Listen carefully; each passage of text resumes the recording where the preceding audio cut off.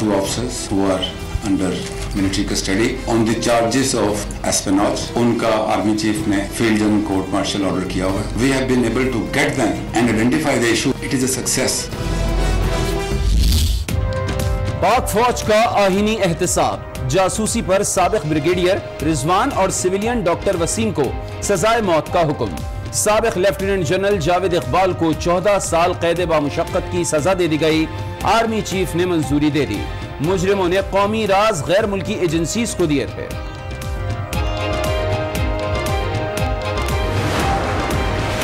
Check post हमला case में पेशरफ. शुमाली वजीरिस्तान में सिक्योरिटी फोर्सेस की कार्रवाई.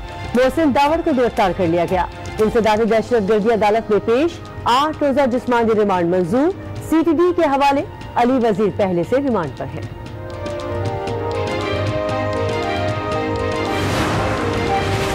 मोहसिन दावर और अली वजीर के प्रोडक्शन ऑर्डर जारी किए जाएं. बिलावल भुट्टो ने स्पीकर कौमी असेंबली को खत लिख दिया. दहशतगर्दी के इल्जामात पर तशवीश का इजहार. लिखा है, कानून के मुताबिक रुकने असेंबली की गिरफ्तारी पर स्पीकर को आगाह करना जरूरी है. जजेस के खिलाफ सुप्रीम जुडिशल काउंसिल में रेफरेंस दायर. फिरदौस आशिक अवान ने तस्दीक कर दी. काउंसिल ने 14 जून को अटॉर्नी जनरल को तलब किया है. कार्रवाई की तफसील मीडिया को नहीं बता सकते. मामले खुसूसी की प्रेस कॉन्फ्रेंस.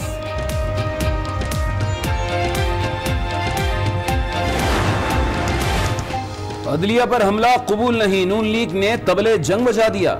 सीसा पिलाई दीवार बनकर खड़े होंगे. मरियम औरंगजेब का ऐलान. कहा, नवाज शरीफ अवाम के लिए हर सजा काटने को तैयार हैं. राना सनाउल्लाह कहते हैं, सेलेक्टेड वजीर आजम अब अदलिया पर वार करने लगे हैं. नवाज शरीफ से कोट लखपत जेल में मरियम नवाज और दीगर रहनुमाओं की मुलाकात. तलाल से नहाल तक का तौहीने अदालत के नोटिस का रिकॉर्ड है. ये वाहिद जमात है जिसने इतने गोल्ड मेडल जीते तौहीने अदालत के नोटिस की शक्ल में, सिर्फ और सिर्फ अदलिया की तौहीन करके. तौहीने अदालत में गोल्ड मेडल लेने वाले अदालती एहतराम सिखा रहे हैं. फिरदौस आशिक अवान का नून लीग पर वार. कहा, तलाल से निहाल तक तौहीने अदालत के नोटिस का रिकॉर्ड नून लीग के पास है. अवाम कैदी नंबर 420 के फरेब में आने वाले नहीं. या एहतसाब चलेगा या फिर मैशत चलेगी. इस हुकूमत की कोई लाइफ नहीं. क्या अपोजिशन जो है वो कोई बड़ा इस ईद के बाद कोई बड़ी तहरीक चलाने जा रही है? इंशाअल्लाह. हुकूमत की लाइफ खत्म. जरदारी ने ईद के बाद तहरीक का ऐलान कर दिया. कह दिया था, मुल्क में नैब चलेगा या मईशत. मीडिया से गुफ्तगू. इस्लामाबाद हाई कोर्ट में दरखास्त जमानत. 10 जून तक तौसीह मंजूर हो गई.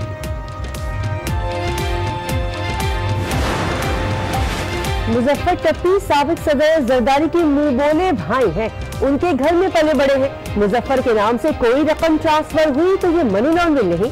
जरदारी के वकील फारूक एच नाइक की प्रेस कॉन्फ्रेंस. जस्टिस गुलजार साहब की जो जजमेंट है और जो ऑर्डर है वो अगर आप पढ़ें, उसमें रेलवे खुद जाके कहता है, आप लोग पढ़ लेंगे, कि 15 दिन के अंदर हम इसको ऑपरेशनल कर देंगे.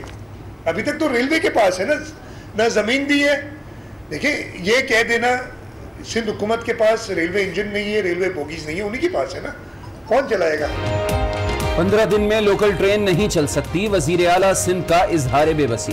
कहते हैं, हुकूमत के पास इंजन है न ही रेलवे बोगीज. विफाक ने PSDP से सिंध की 36 स्कीमें निकाल दी हैं. हम चोर हैं तो वो डाकुए आजम हैं. सर्कुलर रेलवे के लिए नॉर्थ नाज़िमाबाद में ऑपरेशन. तजावुजात का सफाया कर दिया गया.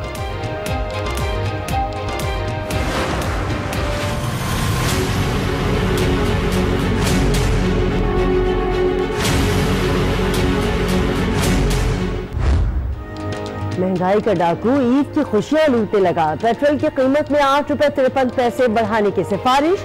हाई स्पीड डीजल पर 8 रुपए 99 पैसे बढ़ाने की तजवीज. सदरी हुक्काम को इरसाल कर दी गई. हतमी फैसला वजीर आजम करेंगे.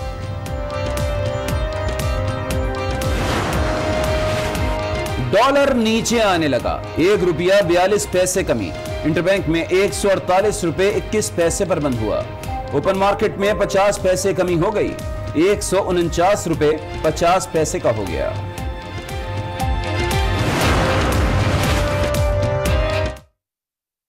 पाकिस्तानी हैं जो कि टैक्स फाइलर है, यानी कि 1% पाकिस्तानी 22 करोड़ पाकिस्तानियों का बोझ उठा रहे हैं।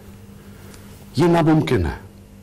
कोई भी मुल्क अपनी अवाम की खिदमत कर ही नहीं सकता अगर वो लोग टैक्स ना दें, क्योंकि लोग टैक्स नहीं देते। इसकी वजह से ना हम सही मायने में लोगों के लिए अस्पताल बना सकते हैं, ना बच्चों के लिए स्कूल बना सकते हैं, ना इंफ्रास्ट्रक्चर ठीक कर सकते हैं, और कर्जे लेने पड़ते हैं हुकूमत को। इसलिए हमने आपके लिए एक स्कीम लेके आए हैं अपने असासों को डिक्लेयर करने की। ये सबसे आसान स्कीम है। ये है 30 जून तक। ये आपके पास एक मौका है कि जो भी आपकी बेनामी प्रॉपर्टीज पड़ी हैं, बैंक अकाउंट्स पड़े हुए हैं, इन सबको आप डिक्लेयर कर दें। ये आपको एक ऐसा मौका मिल रहा है जो कि 30 जून के बाद आपको नहीं मिलेगा। इदारों के पास आजकल सारे इंफॉर्मेशन आ चुकी है और हर रोज आ रही है नई इंफॉर्मेशन, यानी बाहर पाकिस्तानियों के बैंक अकाउंट्स, बाहर असासे पाकिस्तान में, ये सारी इंफॉर्मेशन आ रही है। ज्यादा अच्छा है कि आप अपने पाकिस्तान की खिदमत करें और अपने पैसे को डिक्लेयर कर दें। उससे क्या होगा? उससे एक ये होगा कि हम अपने बच्चों का मुस्तकबिल ठीक कर सकते हैं, हम अपने मुल्क को अपने पैर पे खड़ा कर सकते हैं, हम अपने गरीब लोगों को ऊपर उठा सकते हैं, और सबसे बड़ी बात ये कि आप भी सुकून की नींद सो सकते हैं। आपको फिक्र नहीं होगी, कोई इदारा आपको तंग ना करे जब आपके असासे डिक्लेयर हो जाए। ये सबके लिए अच्छा है। आखिर में जो सबसे जरूरी बात, ये इस मुल्क को जो मुश्किल वक्त हमारे ऊपर आया हुआ है माशी तौर पे, इससे भी निकाल देगा। और मैं ये आपको गारंटी करता हूं कि ये आपका टैक्स का पैसा आप पे और इस मुल्क पे खर्च होगा। और मैं ये इंशाल्लाह ये भी आपको गारंटी करता हूं कि ये पैसा मैं आपका चोरी नहीं होने दूंगा। तो वज़ीर आज़म इमरान खान कौम के लिए अहम पैगाम दे रहे थे, जिसमें वो कहते हैं कि हमारी हुकूमत ने जो एमनेस्टी स्कीम दी हुई है, जिसकी मुद्दत 30 जून को ख़त्म हो रही है, उनका कहना था कि फौरी तौर पर फ़ायदा उठाया जाए। वो लोग जिन्होंने अपने एसेट्स डिक्लेयर नहीं किए हैं वो अपने एसेट्स डिक्लेयर कर दें, अपने 2 नंबर के पैसे को जो है वो 1 नंबर का बना लें और फौरी तौर पर टैक्स दें, ताकि मुल्क भी खुशहाल हो और इस वक्त मुल्क में जो इस वक्त सूरत हाल है उससे भी निपटने में हमें बासानी मदद मिल सके। और बुलेटिन में बात करेंगे एहतसाब के अमली नमूने की जो पाक फौज ने कर दिखाया। पाक फौज ने अपने ही 2 साबिक अफसरान को मौत की सजा और एक को 14 साल कैद बामुशक्कत की सजा सुना दी। सजा पाने वालों में lieutenant general Javed Iqbal retired, brigadier Raja Rizwan retired और एक हसास इदारे का मुलाजिम डॉक्टर वसीम अकरम शामिल है। ISPR के मुताबिक मुजरिमान ने जासूसी करके खुफिया मालूमात दुश्मन मुमालिक को दी। लेफ्टिनेंट जनरल राजा रिजवान रिटायर्ड और हसास इदारे का मुलाजिम डॉक्टर वसीम अकरम को सजाए मौत सुनाई गई है, जबकि lieutenant general Javed Iqbal retired को 14 साल कैद बामुशक्कत की सजा दी गई। आर्मी चीफ ने मुजरिम अफसरान की सजाए मौत की तौसीक कर दी। पाक फौज के इन साबिक अफसरान ने मुल्क के साथ गद्दारी की, जो अब अपने अंजाम को पहुंचेंगे। There are 2 officers who are under military custody on the charges of espionage. उनका आर्मी चीफ ने field general court martial order किया हुआ है। We have been able to get them and identify the issue. It is a success. जो कहा वो कर दिखाया, एहतसाब का अमली नमूना पेश कर दिया। पाक फौज के 2 अफसरान समेत 3 अफराद को सजा सुना दी। ISPR के मुताबिक सजा पाने वालों में lieutenant general retired Javed Iqbal, brigadier retired Raja Rizwan और हसास इदारे का मुलाजिम डॉक्टर वसीम अकरम शामिल है। राजा रिजवान और डॉक्टर वसीम अकरम को सजाए मौत, जबकि जावेद इकबाल को 14 साल कैद बामुशक्कत सुनाई गई। Army chief general Qamar Javed Bajwa ने सजाओं की तौसीक कर दी। पाक फौज के इन अफसरान पर मुल्क के साथ गद्दारी, हसास राज और मालूमात गैर मुल्की एजेंसियों पर अफशा करना और कौमी सलामती को नुकसान पहुँचाने का इल्जाम साबित हो गया। इन अफसरान के खिलाफ अलग अलग केसेस में पाकिस्तान आर्मी एक्ट के तहत फील्ड जनरल कोर्ट मार्शल किया गया। Lieutenant general Talat Masood retired कहते हैं कि सजा पाने वाले अफसरान ने जासूसी करके मुल्क के राज दुश्मन मुमालिक को दिए, जो बहुत बड़ा जुर्म है। फौज में ये नहीं देखा जाता कि मुल्जिम का रैंक क्या है, देखा ये जाता है उसका जुर्म क्या है। आर्मी की जानिब से अफसरान को दी जाने वाली सजा बिल्कुल ठीक दी गई। ने देखा कि इतना बड़ा जुर्म इन्होंने किया है, जासूसी की है, पाकिस्तान के खिलाफ तमाम शवाहिद जो थे वो उन्होंने अपने दुश्मन मुल्कों को दिए हैं, बहुत ही सीरियस जुर्म है। तो मेरे ख्याल में जो फौज ने और चीफ ऑफ आर्मी स्टाफ ने जिस तरीके से ये कोर्ट मार्शल करवाया और उसके बाद फिर जो सजा मिली है ये बिल्कुल सही है। इससे ये जाहिर होता है कि फौज जो है इसके बावजूद के जनरल जो थे सब बड़े हाई रैंकिंग जनरल थे, लेफ्टिनेंट जनरल थे और दूसरे भी ऑफिसर बड़े सीनियर ऑफिसर थे, सिविलियन ऑफिसर भी बड़ा सीनियर था। और ये नहीं देखा जाता कि कौन क्या रैंक का है, देखा ये जाता है कि किसने क्या जुर्म किया है, उसकी कितनी क्या नौयत है और उसको क्या जो सजा मिलनी चाहिए वही मिलती है। तो मैं फौज को और हमारी जो फौज के आला मेयार हैं उनको खराज तहसीन पेश करता हूँ। कोयटा से खबर दें, जहां मिकानगी रोड पर पुलिस एहलकारों पर दस्ती बम हमला हुआ जिसमें एक पुलिस एहलकार जख्मी हो गया। पुलिस की जवाबी कार्रवाई में हमलावर मारा गया। सिक्योरिटी फोर्सेस इलाके में पहुंच गई है। मिकानगी रोड पर पुलिस एहलकारों पर दस्ती बम से हमला हुआ जिसमें एक पुलिस एहलकार जख्मी हो गया है। पुलिस की जवाबी कार्रवाई में हमलावर मारा गया जबकि सिक्योरिटी फोर्सेस इलाके में पहुंच गई है। अब आपको बताएं कि चेक पोस्ट हमला केस में रूपोश रुकने कौमी असेंबली मोहसिन दावड़ को गिरफ्तार कर लिया गया है। इंसदादे दहशतगर्दी अदालत बन्नू ने मोहसिन दावड़ को 8 रोजा रिमांड पर CTD के हवाले कर दिया। मुलजिम के वकील का कहना है कि मोहसिन दावड़ ने जिरगे के फैसले पर खुद को कानून के हवाले किया।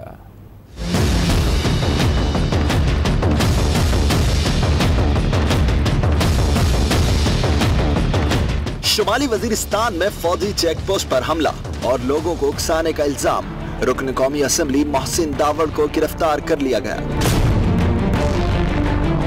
खरकमर चेक पोस्ट पर हमले में मुलव्विस मोहसिन दावड़ को शुमाली वजीरिस्तान से हिरासत में लिया गया जिसके बाद उन्हें इंसदाद दहशतगर्दी अदालत बन्नू में पेश किया गया। अदालत ने मोहसिन दावड़ को 8 रोजा रिमांड पर CTD के हवाले कर दिया।